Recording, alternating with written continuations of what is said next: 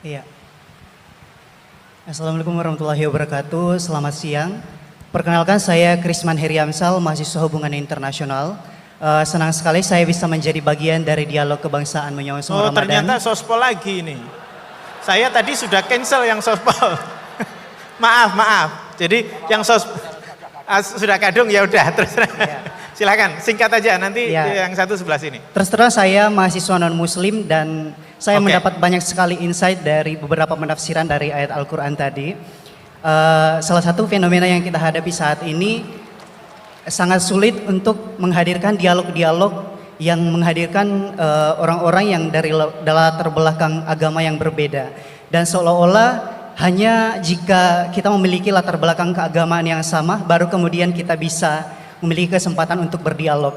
Nah, kira-kira mengapa sangat sulit bagi kita di negara kita ini untuk menghadirkan orang-orang dari latar belakang agama yang berbeda untuk hadir dalam suatu forum dialog yang sama. Kemudian bagaimana kita bisa menyikapi fenomena tersebut? Terima kasih. Baik, terima kasih sekali. Tepuk tangan. Ini pertanyaan yang sangat penting dan menarik. Kenapa sekarang antara yang muslim dan non muslim jadi sulit berdialog?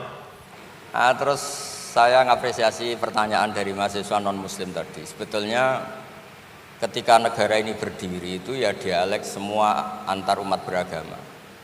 Sehingga diputuskan yang penting itu berketuhanan. Maka yang ditolak oleh konstitusi kita adalah ateisme, komunisme. Saya membayangkan misalnya punya anak perempuan, diajak orang yang tidak beragama di tengah hutan misalnya, bunuh ya tidak takut Tuhan, merkosa tidak takut Tuhan, salah etika ya tidak takut Tuhan. Bandingkan kalau diajak yang beragama, pasti masih ada rambu-rambu, ada ini itu. Sehingga memang masalah betul ketika orang tidak berketuhanan itu. Jadi saya ingatkan Mas tadi, siapa tadi namanya? Yang non Irman Syah. Yang non muslim tadi itu. Siapa? Namanya siapa?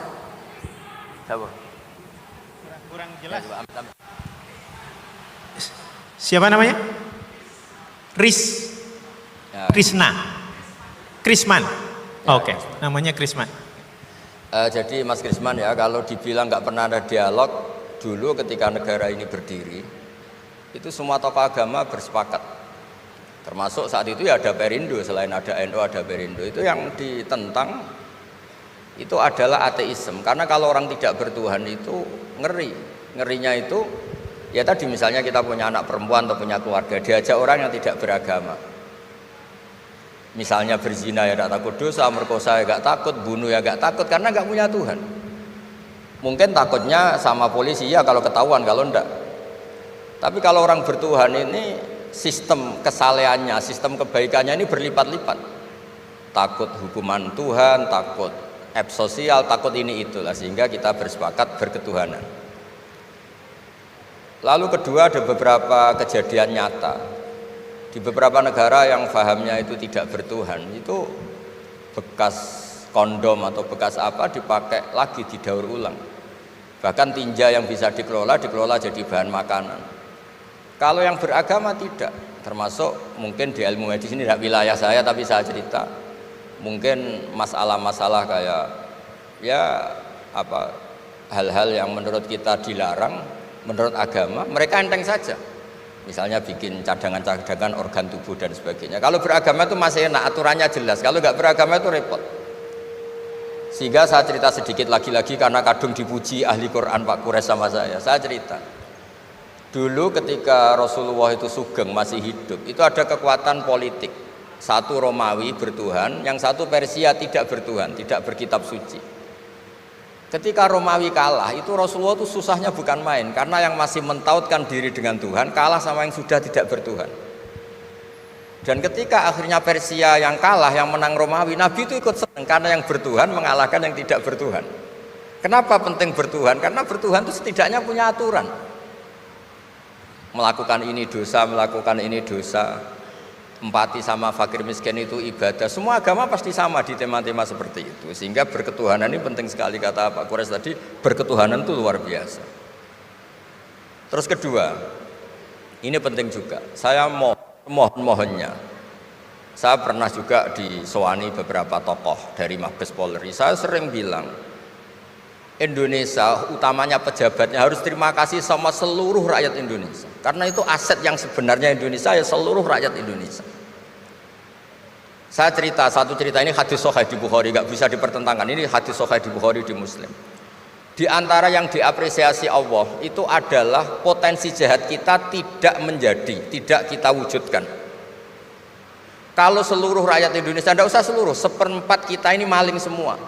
Itu negara miskin kok, karena biayai kita di penjara 2 tahun, 3 tahun. Separuh kita mentalnya membunuh, habis Indonesia. 1/4 saja, 1/3 saja, 1/8 saja punya mental killer, itu habis Indonesia. Ketika rakyat kita, ketika tetangga kita, masyarakat kita tidak melakukan kejahatan, itu ketertiban yang sejati. Maka semua bentuk ketidakkriminalan yang dilakukan oleh rakyat Indonesia itu awal dari aset bangsa ini. Coba kalau semua orang mencuri, habis negara untuk biayai di penjara.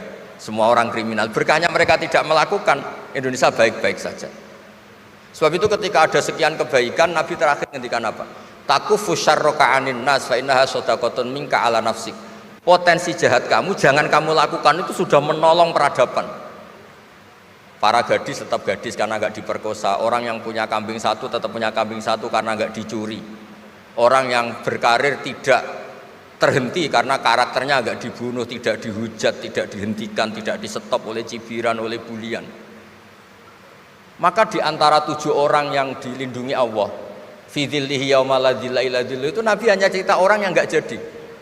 Di antara yang diceritakan Nabi dalam sebuah hadis, saya ini lelaki sejati, sangat mencintai sepupu saya, dan saya mau ngumpuli dia, tidak mau sampai saya kasih uang 100 dinar.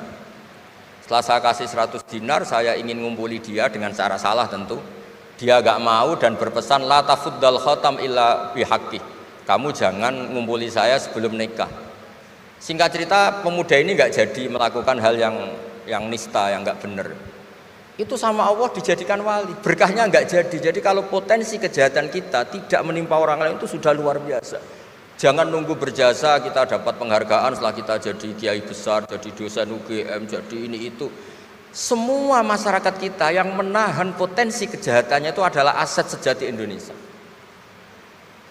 Karena sekali mereka berkejahatan, entah itu mencuri, merkosa, habis. Harapan kita sebagai bangsa habis. Tapi selama ini nunggu ngapresiasi itu yang bentuknya fi'lu, yang bentuknya mereka melakukan apa, sebetulnya enggak. Tidak melakukan kejahatan itu sudah bagian dari kebaikan yang luar biasa.